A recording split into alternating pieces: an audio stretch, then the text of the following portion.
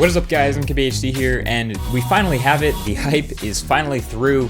We have the specs and the design and everything of the OnePlus 2 officially official. So the 5.5-inch display, the 3300 milliamp hour battery, the 13 megapixel camera, the Snapdragon 810, 4 gigabytes of RAM, and USB Type-C, all in a pretty premium metal build that fits in the footprint of its predecessor. So I was in the unique position of actually being able to use a OnePlus 2 for the past couple of weeks, 2 weeks or so before launch, which I guess looking at other articles and stuff, not a lot of other people have had that. So while I'm not about to drop a full-on review video for you guys right now, I do have a bunch of impressions after using this guy on and off for the past couple of weeks. So these are 5 impressions I have of the OnePlus 2. First off, that button.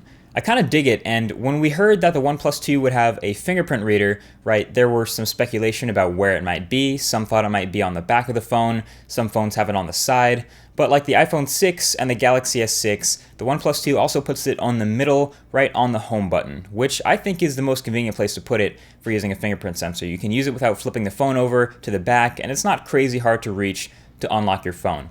The OnePlus 2's fingerprint reader, however, is not like the Galaxy S6, and it's not like the iPhone 6 in the fact that it's not a physical pressing button. It doesn't actually press down or click like other phones. It's actually more of a touchpad that doesn't move like we saw on the HTC One M9 Plus. It still acts in the same way as a regular home button though, so tapping it from anywhere brings you home, and you can assign a specific action to a long press or a double tap of actually any of the bottom buttons. So the default of the home button long press is to open Google Now, which I like, and also I made double tapping the home button a camera shortcut, just like the Galaxy S6, but you can do whatever else you want in the software, which is dope. And of course you can also just hold down on the unlock screen to unlock the phone with your fingerprint, and accuracy for me has been north of 90%. I'd say it's pretty accurate and pretty quick. I only have one registered finger, but that's all I need, is just one thumb.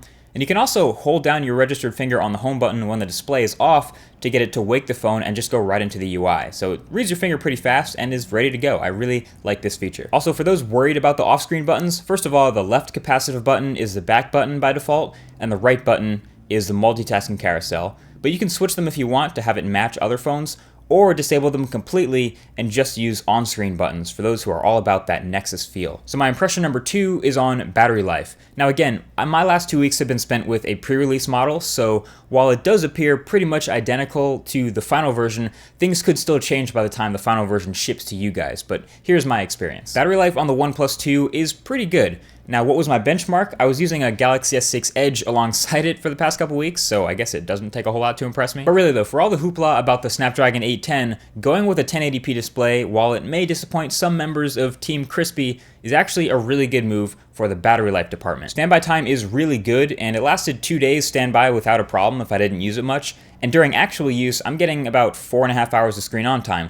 But again, remember what I said, this could change. I ran a benchmark just for kicks since I had the time, and we all know the OnePlus 1 was a freak with battery life. Geekbench gave that a battery score of 3,606 with 6 hours of screen on time, and it gave the OnePlus 2 a battery score of 2,871 with less than 5 hours of screen on time. B- for now. Impression number 3 is on USB Type-C. This is either one of the first or the first smartphones launching with a USB Type-C port. And if you're curious about what all of this means, you can watch the entire full-on explainer video I did about this new port. I'll leave it linked right below. Bottom line here is it's not micro USB anymore, so you will need a new charger, and obviously OnePlus will ship you a charging cable. I ended up actually using my Chromebook Pixel charger because it's a longer cable and it's still USB Type-C. And that also means no quick charging here. So it took about 3 hours to charge up from 25% to full. And I guess I was a little bit spoiled by the Galaxy S6 battery. Obviously it's a smaller battery, but it's also Quick Charge 2.0, and that thing charges like crazy fast. So I got used to that. So I guess the combination of a larger battery and the lack of quick charge from USB Type-C made it feel, even with the Chromebook Pixel charger, kind of like a slow trickle. But then again, it shouldn't be that big of a deal if I'm only charging it once a day, if it's lasting longer than the Galaxy S6. And believe me, it is lasting longer on battery than the Galaxy S6. Fourth impression is specifically on the thermals. There have been plenty of people wondering about the Snapdragon 810. Does it get hot? Does it overheat? Is it gonna burn me? Does this thing have thermal problems? Well, so far, nope. The closest thing I can say about that is that it does get warm to the touch after using it for a long time or gaming for a while, which is pretty normal. But it's never actually gotten so hot or gotten to the point where it's limited performance or functionality in any sort of noticeable way. I don't know if you remember when I did my super early first impressions of the LG G3, where it actually did do that. After a certain point, after a bunch of gaming, it would say, listen, it's gotten too hot. We're going to limit your brightness because it needs to cool down. But no such problems with my OnePlus 2. In fact, I think my Galaxy S6 has probably gotten just as warm to the touch, especially after a lot of gaming right along these metal rails, but neither of them has actually had any problems. Just for kicks, here's a thermal image of the Galaxy S6 Edge up top and the OnePlus 2 on the bottom after some light gaming after about 5 minutes. The OnePlus 2 here is 2 degrees Fahrenheit warmer on the back by the camera. Again, neither have any problems. And then after some heavy gaming for about half an hour, here's the OnePlus 2, definitely very warm to the touch, but as far as I could tell, no difference in performance or function. Finally, impression number 5 is that the whole software experience is very clean. It's OxygenOS version 2. It's a super close to stock Android experience, but with some added features, kind of like CyanogenMod. First of all, the custom button on the side of the phone is awesome. It acts as a quick switch between showing all notifications, priority mode, or do not disturb mode, and I use this at least once a day. And then there are also some other nice features like the ability to rearrange the icons in the quick settings and save that. There's also a toggle to enable a system-wide dark theme, which looks pretty nice. It basically reverses the colors in, I guess, like the settings app and uses cyan accents.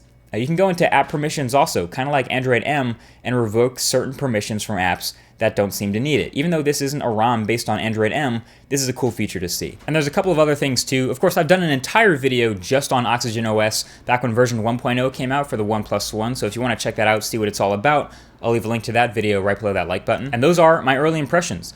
So if you're clamoring for more OnePlus stuff, definitely check out my camera review, which I did specifically all about the OnePlus 2's camera and comparing it to other flagships and stuff. And that's essentially it. If you follow me on Twitter, you'll get more impressions and stuff as I build up all my stuff for the full review, so subscribe to be among the first to see that. And that's basically it. Thanks for watching, and I'll talk to you guys in the next one. Peace.